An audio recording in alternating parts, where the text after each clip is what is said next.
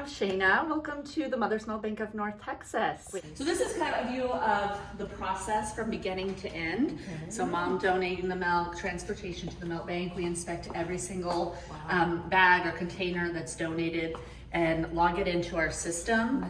You see that there's dates on the bag, and that's how we set our expiration dates. So we have to look at all of those. That's good to see.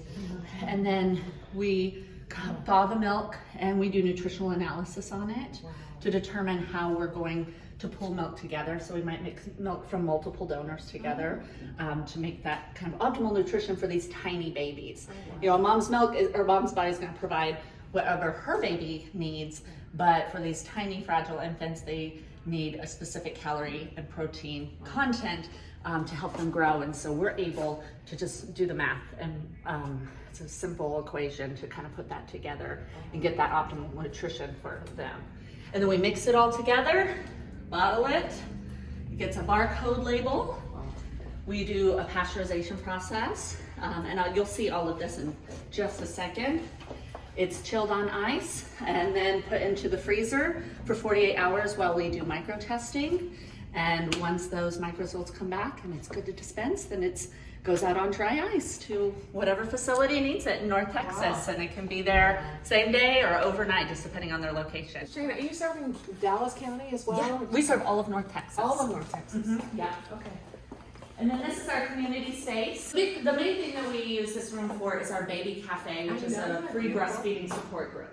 And so for families who can't afford lactation consulting fees and don't qualify for WIC and free lactation services, twice or once a week, we have a support group that's facilitated by a certified lactation consultant, and they can come and get all the support that they need, both social support and professional support. And then we've got this cute little lactation consulting room here as well.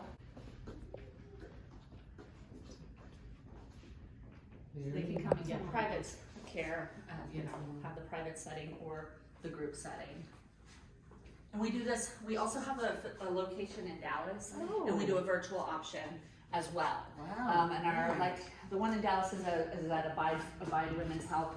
And the one here is in both English and Spanish. So we have a bilingual lactation consultant that comes every other week. But then when our other lactation consultant is here that's not bilingual, we have several bilingual staff members that can translate. So it's good. And this is our laboratory where the magic happens. So yeah, so you can see back there, they've just finished bottling one. They're putting the caps on. The fridges are a little empty right now, but when they come in the morning, they're completely full with containers, that big silver container that's it's full of thawed breast milk from a donor. And so usually that fridge is full, but they've been bottling it all day. And it goes into these pasteurizers right here. We've got some here and we've got some around the corner. And we have to do about, I would say 20,000 or so ounces a day in order to meet our monthly demand. So they'll pasteurize it. We use a gentle method of pasteurization because we're not just looking at the nutritive factors. Human milk is so precious because of all those other biological factors in it. And so we do this very specific method of pasteurization to make sure that we're preserving those immunological properties and everything that really makes human milk so special, and gives these babies that we're serving a better chance of survival. It's a little bit medical, it's a little bit public health, but we're also considered a food manufacturer. And so we have to follow all the FDA regulation and food code. This is some more of the pasteurizers here. They've got milk in them. These are just circulating water baths that are maintaining the milk at a certain temperature for a certain amount of time. And then you see over here, they pulled this last batch out and put them on ice. And so they're dropping that temperature because we want to preserve those immunological properties. The heat can eventually start to destroy them, and we want to make sure that we get that stop that heating process as fast as possible. And then once that's done, it gets that top label there, and it goes into our freezer. So we've got a little walk-in freezer here where they can store it, and then it's transferred here. And I'll show you this side. We've got our pasteurized milk on one side. So this is all milk that's been pasteurized and is ready to go out to infants. Can you all see? Y'all can come around. It is very cold in there. So that's what this half of the freezer is, milk, incoming milk that hasn't been processed yet. So it's split into two. So there, she's the one that's coming in and out. She's pulling out the milk that's been selected for processing tomorrow. This is our ISO 7 lab, so it's a clean lab. It has a different ventilation system. So if we ever needed to do research that required something like that, or maybe we expand to do future products or something from the donor milk that would require ISO 7 room, we were able to get one as part of our yeah, and so because you can buy the elements used, and so we were able to construct one just in case we need it for future. But we use it all the time for other things like our centrifuges are in here, and more refrigerator space. And then we have our testing room on the other side where we perform testing on the milk, so nutritional analysis and things like that. This is all for unpasteurized milk that needs to be, so our courier will pick up the milk, or it comes via FedEx and it gets put into any one of these freezers and then they pull it out and do the inspection and log it into the system, which is what Lily is working on here. She's logging milk into the system.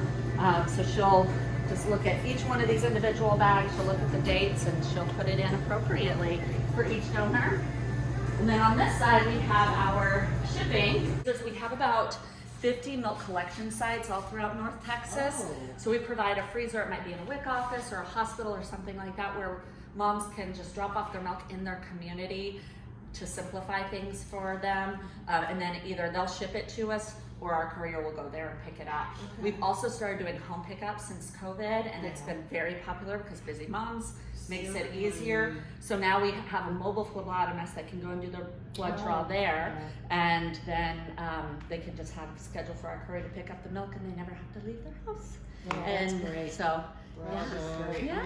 we started in a teeny tiny facility.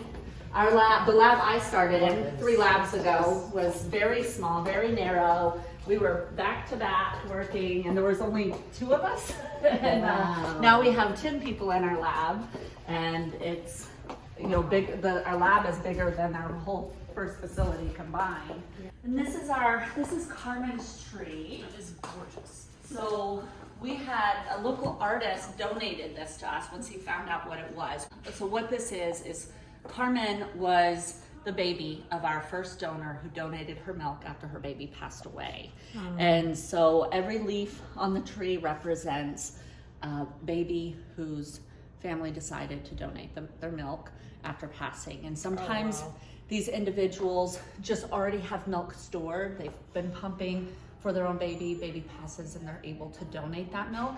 Some of them continue to pump and donate, because as long as you're stimulating lactation, then you're going to get milk. And we've had them continue it and donate thousands of ounces, both in honor of their own baby, but also to help a family in another situation, or like a similar situation.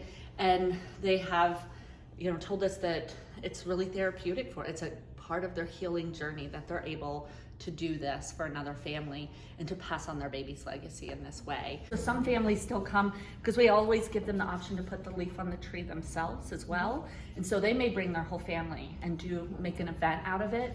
And they can, and we have scrapbooking stuff. They can bring pictures if they have pictures with their baby, or anything that reminds them of their baby, and they can tell their story here in the book so that they can share. So it's a really important program that we have here, because there's not a lot for families going through bereavement. These are some of the babies that we serve. This is kind of the typical population that's receiving donor milk. This is my friend, Memo. Oh. Right? The finger, yes. Oh, yeah, this is one of my friends. I did not realize and that the this baby is 8 years old. It's triplets. It's the triplets. So 8 and doing well? Very, very well.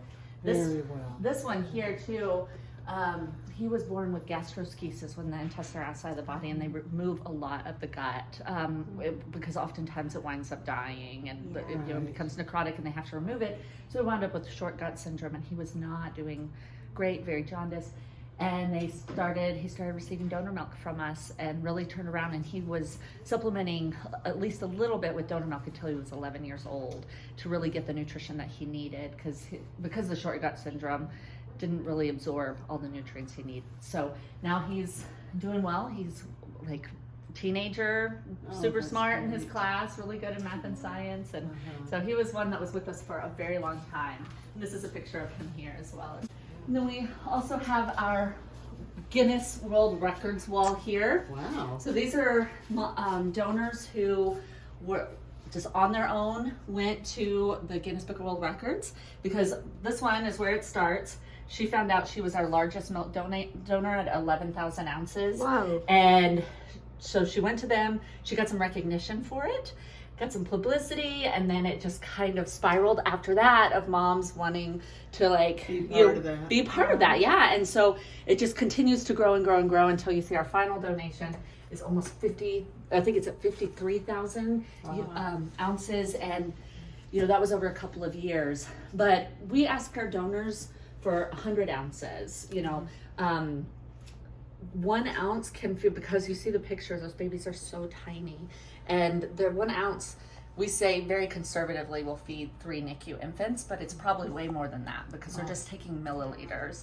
And so if a mom donates 100 ounces, which is about 1 grocery bag full of like those breast milk storage bags, then they're potentially providing 300 plus feedings for NICU infants. So a little bit goes a very long way.